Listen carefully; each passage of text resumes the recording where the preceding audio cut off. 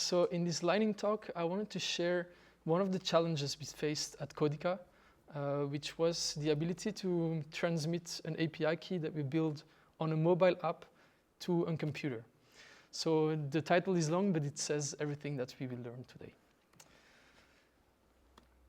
Okay, so a quick intro. What is Codica?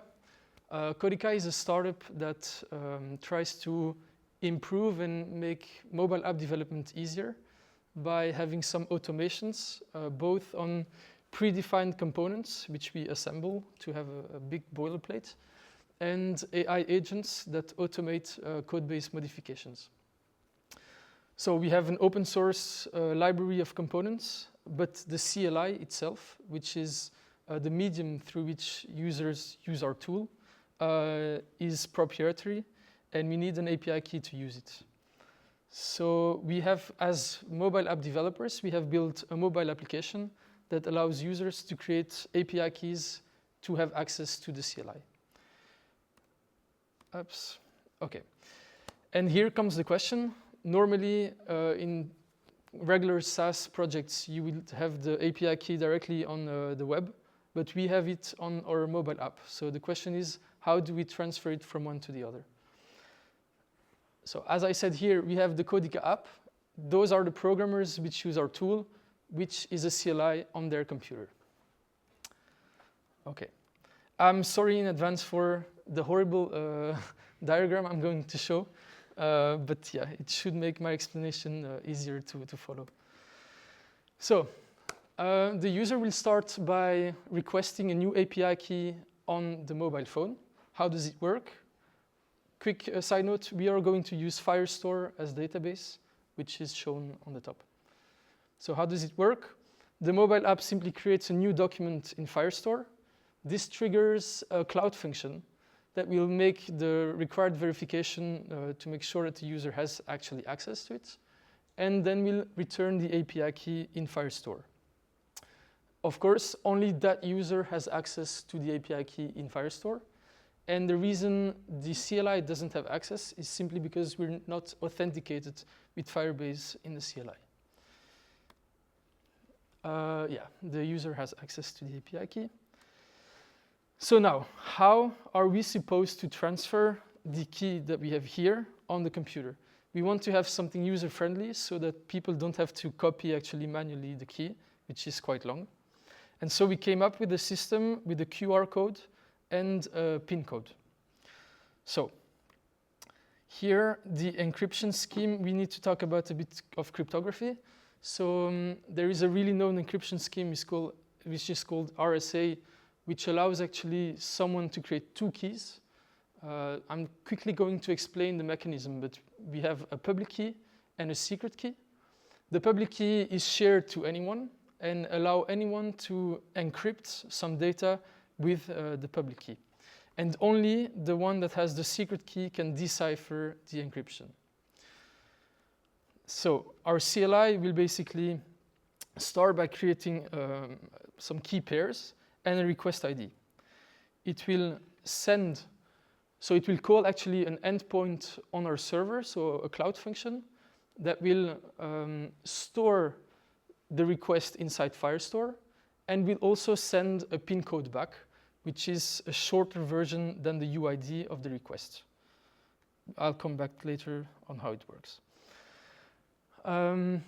What this means is that the CLI is now able to show a QR code that has a simple UID, the UID of the request, and that the user can scan with his phone.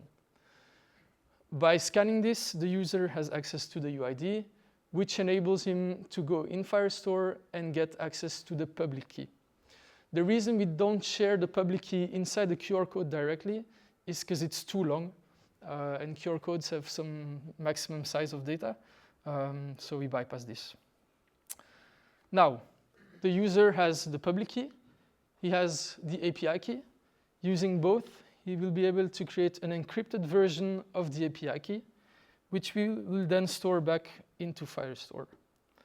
Now, the CLI can have access to that key, and will simply use the secret key to decipher the encrypted version of the key and have access directly on the computer. So it's fairly easy said like this. In code, it's a bit more technical. To make something really robust, it's a lot of code and a lot of functions. And let me quickly, so demo time, let me quickly show how it works. So this is our CLI. It's called the whale. And inside the whale, do I have Wi-Fi? Yes. Inside whale, I can say whale configure. And here we can mention the Codica API key. We'll overwrite the existing one. So here we can see it created a QR code and also a PIN code. And I will show now, share my phone screen. Oops. Okay, wait. Since I need to scan, it won't work. Since I need to scan the QR code with my phone, I won't be able to do it, so I will use the PIN code. It's 81824. Okay. So this is the Codica app. We can create a new API key. I will use the PIN code. What was it? What was it? 81824. Continue. Oh, wait. Yes.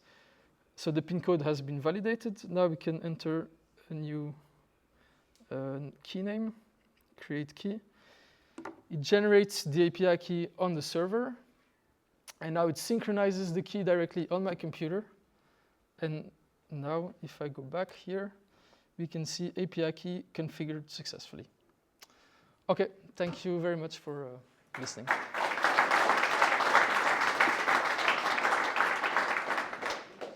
Yes?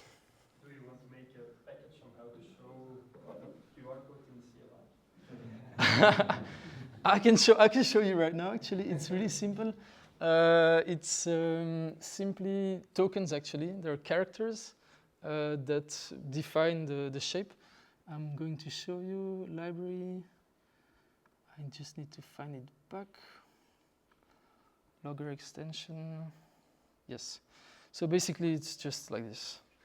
Those are characters, and I need to compute exactly which one I want to show it.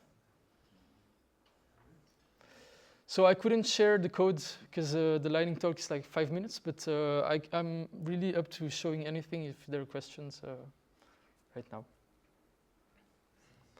Also, side note, so Codica has open source blocks for authentication, geolocation that can easily be assembled.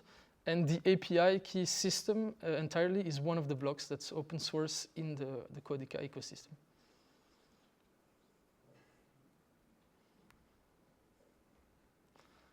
All right, thank you.